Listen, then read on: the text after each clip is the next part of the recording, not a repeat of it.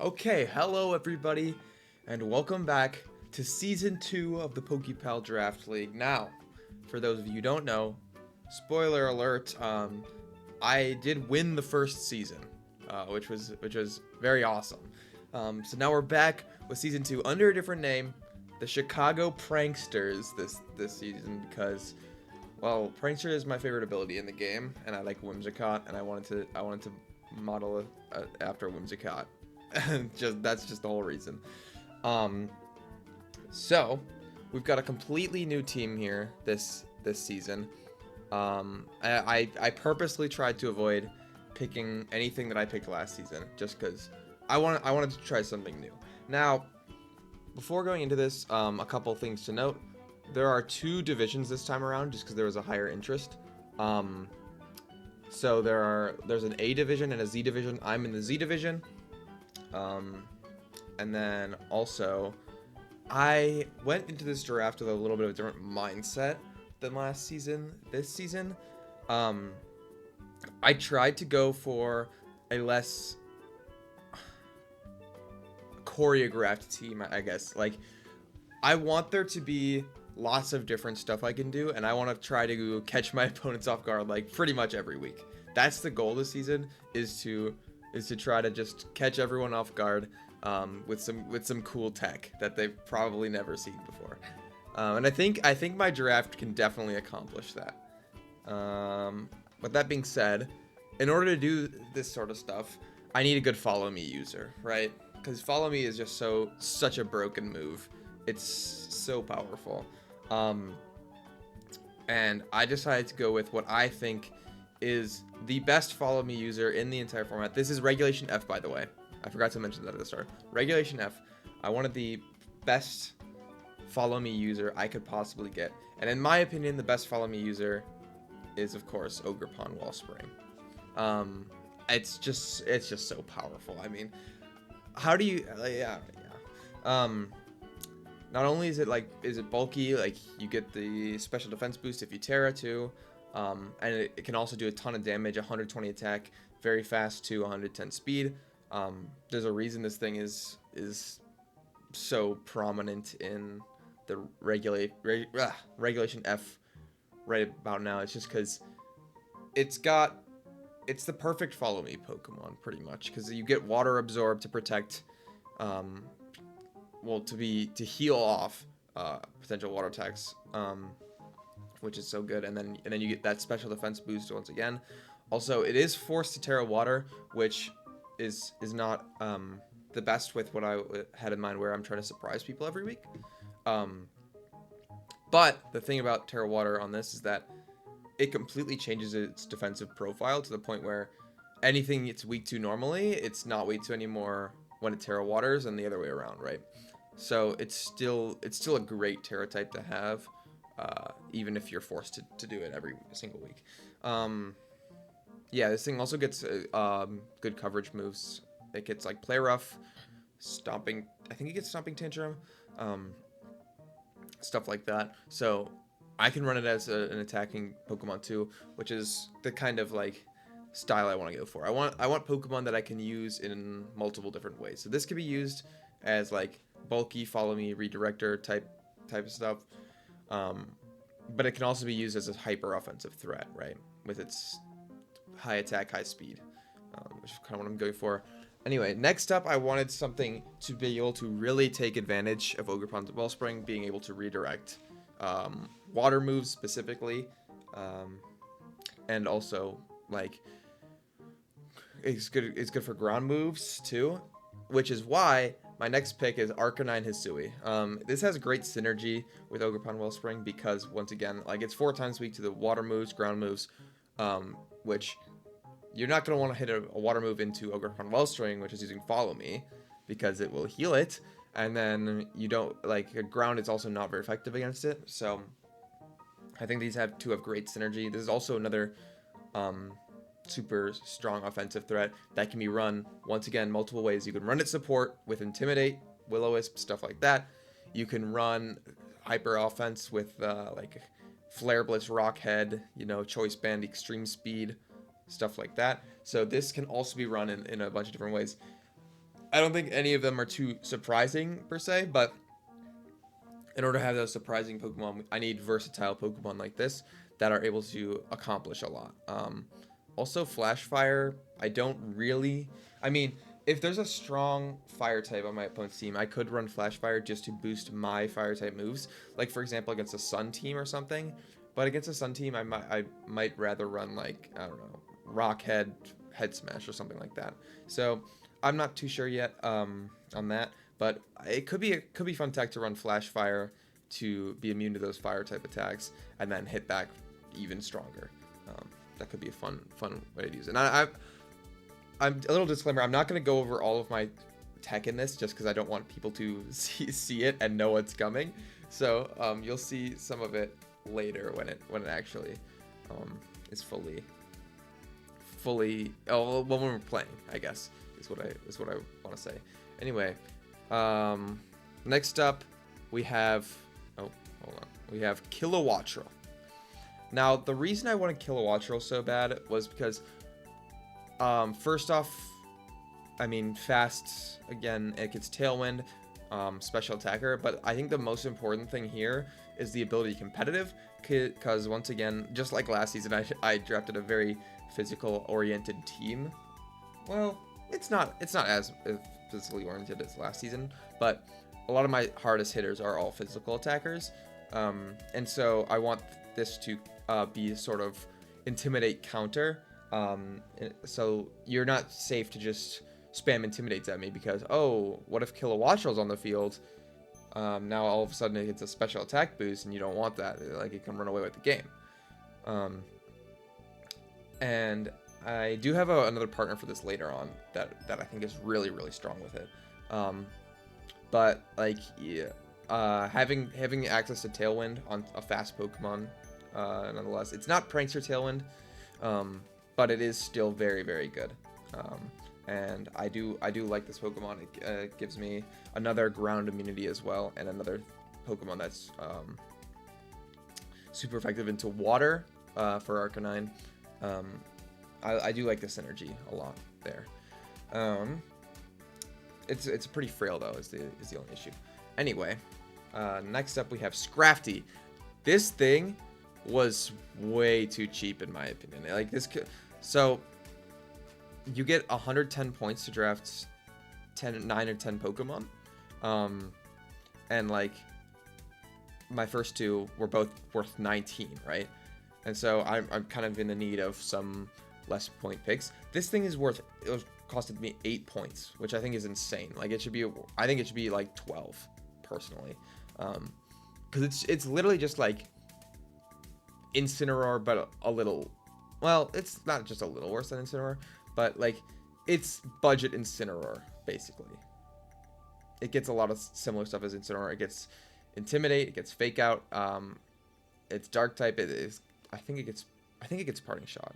Might not get that one, but 115 defense, 115 special defense. This thing's great support. Once again, Intimidate and Fake Out. You can also run this like as a sweeper though, and it gets Dragon Dance, which I think is insane. Moxie as well, and then Shed Skin also is a good ability, but I don't really see myself using it, just because Moxie and Intimidate are both so strong. And yeah, it's a bit of a slower Pokemon, so that means I can use it against Trick Room also. Last season, my Trick Room answers were not very good, and so I wanted to work this season to kind of improve my Trick Room matchup, right? And yeah, this thing is very, very strong. Next up, we have Mimikyu, which is once again, Trick Room counter having Disguise, and then also learning Trick Room itself to be able to reverse Trick Room. But the reason I like this thing so much is, first off, the Disguise ability is very strong. You can never die in one hit, so you're gonna have to double into it if you want to take it out. And it gets once again great support. It gets Will-O-Wisp, which is a big one. You can also run Swords Dance sets with like Shadow Sneak as well. It's fast. It's pretty fast too. 96 speed. Obviously, not hitting that 100 benchmark is a little tough, but it's still very, very fast. Um, and it's got good defensive stats, not really HP. Good attack once again.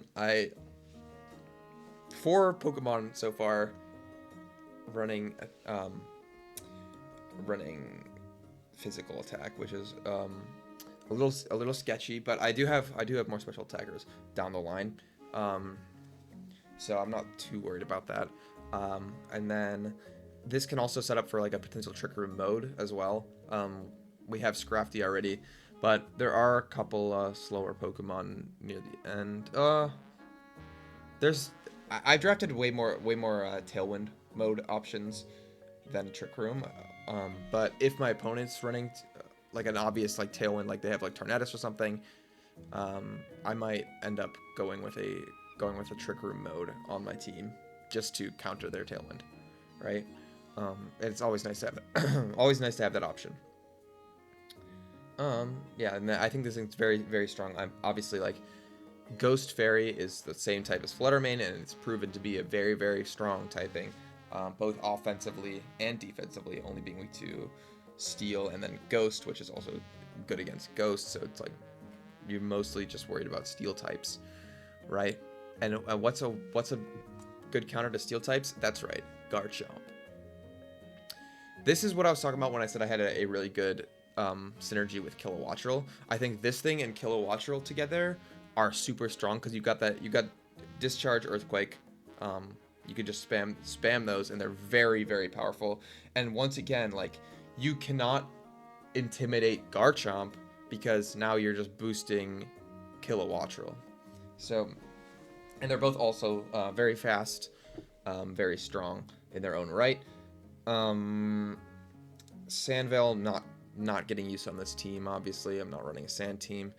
So most of the time I'm going to be running Ruskin, which is a great ability because I can get rid of it mostly for breaking Focus Sash is so important, right? A lot of times. And Ruskin is a great way of doing that. Like on say, for example, like an Urshifu, you take a hit, or you're taking 3 hits if it's Rapid Strike, and that can run Focus Sash as one of its items, right? Or like Chen Pao, potentially. Obviously, this thing's not great in the Chen Pao, but if I Terra, it could be a good matchup. And yeah, I also get Sword Stance on this thing. I drafted a lot of Pokemon that get boosting moves because having something boosting next to Ogerpon with Follow Me is very, very powerful, of course, right? Just because you're kind of immune to attacks and you get to set up for free. And obviously Garchomp is a very strong Pokemon. It did cost me a lot of points. I actually originally had 2 middle tier Pokemon, and I traded them out after the draft for Garchomp and then a 1-pointer, which we're gonna see. Not the next one, but the one after that. That I think the 1-pointer is having the 1-pointer is a little tough, but I think having Garchomp instead of like 2 middle tier Pokemon is worth the trade-off, personally. Yeah. Next up we have Frostmoth. Now this one I'm excited to use because I don't think it gets used. I mean, like, obviously no one really uses this, but I think it's actually a really strong Pokemon. Ice Scales is a great ability with access to Terra. This is an amazing Terra user, in my opinion. Just because, like, you can remove both of your 4x weaknesses by... Well, no, not both of your 4x weaknesses. You can remove one of your 4x weaknesses, and then, like, your weakness is Steel, and then, obviously, Fire, by tearing to Water, and then you have that special defense boost from Ice Scales, so you're tanking a ton of hits. Like, this thing eats... If you Terra Water, this thing eats, like, a Chi-Yu Heat Wave or something, which is really, really nice, because it's also got a pretty solid special defense stat. Very, very high special attack. This thing also gets Quiver Dance, which is really nice. Once again, another booster that can potentially go next to Ogerpon. And you also get wide guard, which is I didn't realize at first when I was looking at it, but wide guard could be very good on this thing, just because I don't think a lot of people would potentially know that Frostmoth is a wide guarder, right? So they won't see that coming. Obviously, I've just talked about it now, so if they watch this, then they maybe will see it coming. But then they'll have to worry about wide guard, even if I maybe don't have it. You see? That's the play here. Yeah, I think this thing is super underutilized. It doesn't get Rage Powder, which I was kind of hoping it would get. Yeah, not having Rage Powder is a little bit of a bummer, but you also the secondary ability Shield Dust is also a strong ability because it makes you immune to Fake Out, right? Or not immune to Fake Out, but immune to the flinch of Fake Out, which allows you to set up a Tailwind or something potentially, right? So yeah, this thing is very nice. It does get speed control as well. Anyway, next up we have the 1-pointer that I was forced to pick, but I actually think I got a pretty good one. I think this thing is probably worth more than 1 point in reality. I got Girafarig. Now,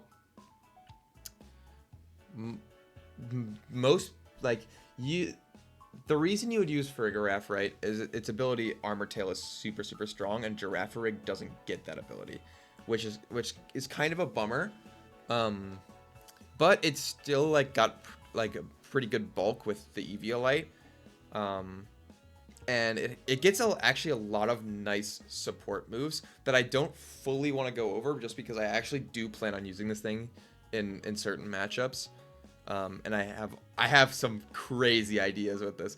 There's one matchup in particular that I really am excited to use this thing on, but I cannot spoil it yet because like it's so out there and so crazy. But just trust me on this one. I have some crazy Girafarig tech. This thing's gonna be. I mean, I'm probably not gonna bring it very much at all. But it does get Imprisoned Trick Room as another option. For against Trick Room teams, right? That it is another option there. But there's one matchup that in my rotation where I'm super excited to use this thing. But anyway, next up, Inteleon. This is a Pokemon that I think is super underrated, right? Only 7 points here. But look at it. It's 120 speed, 125 special attack. It's got a lot of power, right? And its move Snipe Shot, avoiding redirection, is also very strong. We've got Torrent as Sniper as abilities. Most of the time I'm probably gonna be running Focus Sash with Torrent. Maybe not Focus Sash every time. But Torrent is probably the way to go, except I do have an idea of how to potentially use Sniper. I don't know. We'll see. I might use Sniper at some point. But most of the time I'll be using Torrent, I think. But this thing gets like Icy Wind, a fast Icy Wind user for speed control. And once again, Snipe Shot is such a good move. And you also get like Muddy Water for spread damage. It is a second water type, but I think it's so different from Ogerpon Wellspring that it's actually a good pick here. Just because, like, first off, it's physical versus special, and second off, like I said, Ogerpon Wellspring isn't actually has a completely different weakness profile to a pure water type, right? So it's not like I'm doubling up on things I'm weak to. I'm more so the bigger issue, I guess, would just be doubling up on like water stab, but like I think it's so different and so unique to Ogerpon Wellspring that it's fine, and it gets some fun moves too. I do have some tech with this as well. Also gets Haze for potential stat boost shenanigans. So yeah, this thing I think will be very good. I think this thing is worth well over 7 points, and I'm gonna probably bring this a lot, honestly, if I had to guess. OBS just crashed when I was talking about my next Pokemon, so there's gonna be a cut here, but whatever. Anyway, for my last pick, I did pick 10 Pokemon instead of 9, right? Just I wanted more tools. And for my last pick, I decided to go. I needed a prankster Pokemon and a budget one because I only had 6 points left. But I think I got a actually really nice Pokemon that is pretty versatile, right? I have Grafaiai. And the thing about this Pokemon is that it's kind of, in a way, a budget Grimmsnarl, right? You get both screens and you have Prankster. You also have Parting Shot. So this thing is really great at nullifying damage. And it's very fast even without Prankster. Like you can still run this as a physical attacker if you really want. Like with like Unburden, it could be a cool set. And it gets a ton of nice, like, Prankster as an ability is my favorite in the game for a reason, right? Because there's so much cool stuff you can do with it. It makes every single support move basically into something that could be cool. And this thing, I've been taking a look at its move pool. I have some cool tech. I have some cool tech with Grafaiai that I'm excited about.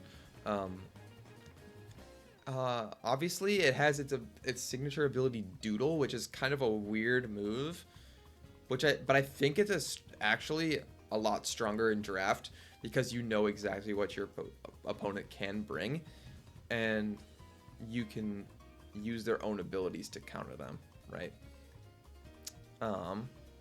But yeah, anyway, I think this is a very strong Pokemon for 6 points.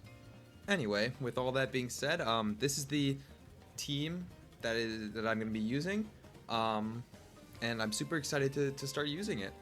Super excited. I have a lot of cool stuff planned, like I've already said, that I'm not going to fully spoil here.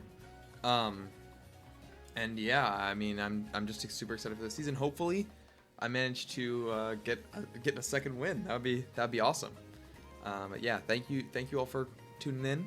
Make sure to subscribe so you don't miss the next, well, all of my battles and stuff. And goodbye.